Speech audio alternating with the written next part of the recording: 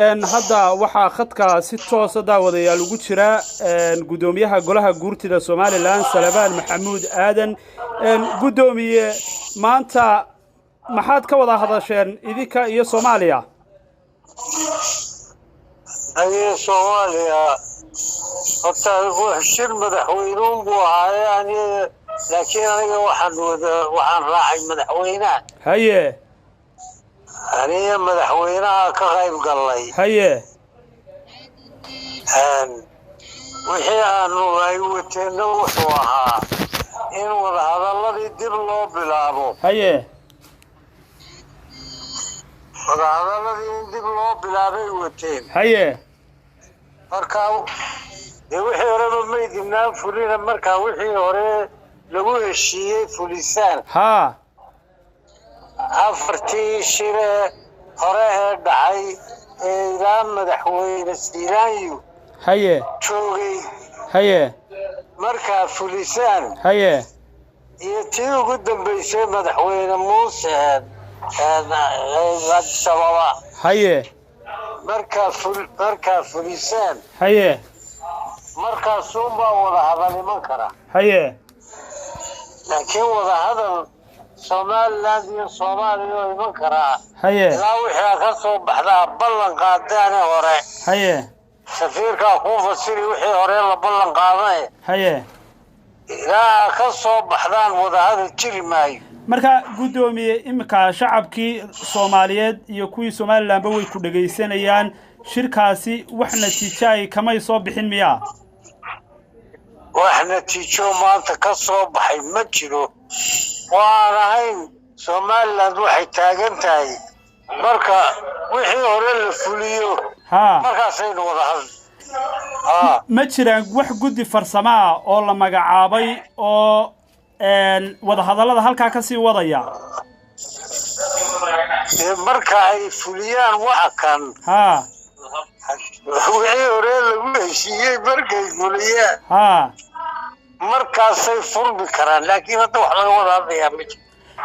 wada hadalladan Mareykanka iyo Ethiopia ayaa goobjoog ka ahaa iyaga doorkoodu muxuu ahaa Mareykanka waxaan riixayay haye Mareykanka dawladdan farmaajo iibinayay haye taada u dhiganaysaa tayda u dhigi maysidee haye waa kan doorashada gelaya haye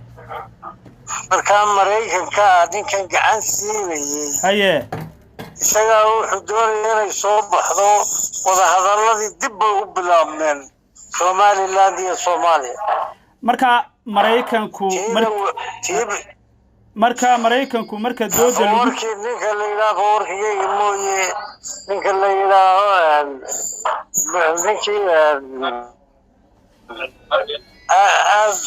Abiy Ahmed waa ku gacan siinayay marka Mareykanka iyo Ethiopia iyo farmaajo isku dhinac bay ahaayeen miya alaysa farmaajo madaxweyne farmaajo Ethiopia iyo Mareykanku ma isku dhinac bay ahaayeen Ethiopia iyo Mareykanku waxay iibinayeen in haye la shiilo laga wada hadlay kala hadli doona haye marka goorma ayaad soo baxaysaan shirki marka sidaas uu ku soo gabagaboobay sidaas sheeg goorma ayaad soo baxaysaan oo wadanka ku soo laabanaysaan shirki politicalka sidaas uu ku gabagaboobay anaguna haddaanu berri joogno dee saas loo wada soo bixi marka ma jira doonaan miyaa gudoomiye kulamo dambe oo aad wada qaadanaysaan Soomaaliya intaad joogtaan Djibouti suuqa ayaa aad iyo aad baad u mahadsantahay kaasi waxa uu ahaa gudoomiyaha golaha guurtida Soomaaliland Salebaan Maxamuud Aadan oo khadka telefoonka igu waramayay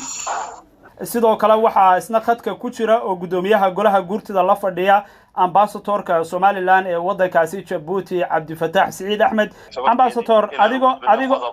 ambassador adigoo raaliya gudoomiyuhuna dhowr goor buu ku celceliyay waxyaabaha hore lagu heshiiyay ee la fulin waayay maxay yihiin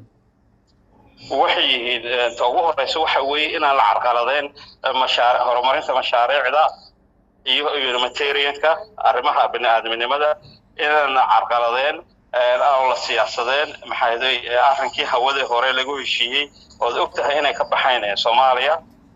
waxa kale oo kamid ah in hadallada xanafta leh aan runtii media la isku marin waxaad ogtahay in